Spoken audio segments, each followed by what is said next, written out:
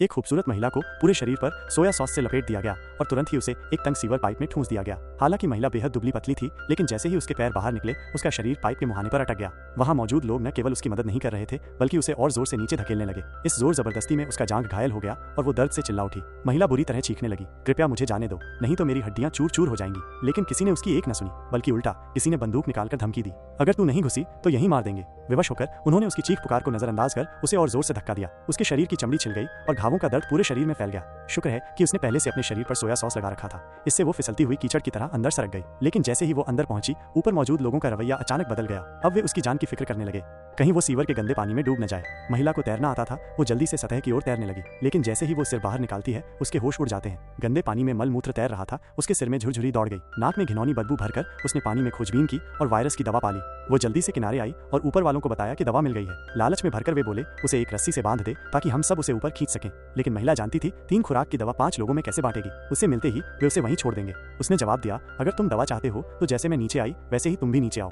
और वो सीवर के गहरे हिस्से में चली गई। थोड़ी देर बाद उसने एक जगह रोशनी देखी और पास पहुंची। वहां दवा को एक छुपे स्थान पर छुपा दिया। जैसे ही वो ऊपर चढ़ी, उसने देखा कि बाहर का क्षेत्र सील किया जा चुका है और पुलिस की भारी तैनाती है। वहां संक्रमित लोगों को मार गिराया जा रहा था। ये देख वो कांप उठी, अगर वो बाहर निकली तो मारी जाएगी। इधर ऊपर के लोग अपने शरीर पर भी सोया सॉस लगा रहे थे और बारी बारी से नीचे आने लगे। पर जब दाढ़ी वाला व्यक्ति नीचे घुसा तो दर्द से चीख उठा। बाकी लोग उसे धक्का देने लगे, लेकिन काम नहीं बना। एक व्यक्ति ने उसे लात मारी, लेकिन वो और तड़पने लगा।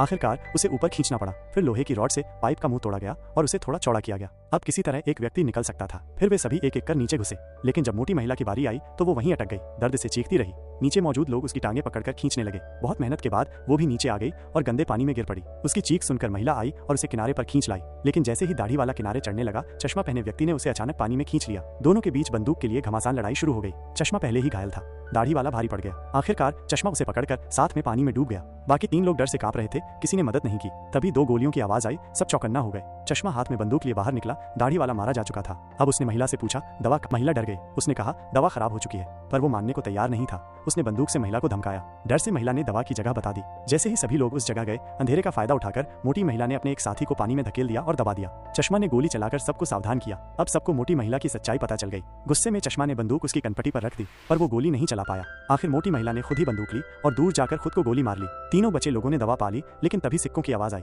जैसे ही उन्होंने पास जाकर देखा, मोटी महिला की आंखों पर किसी ने सिक्के रख दिए थे। तभी पीछे से एक लोहे की रॉड ने उनके साथी को पानी में धकेल दिया।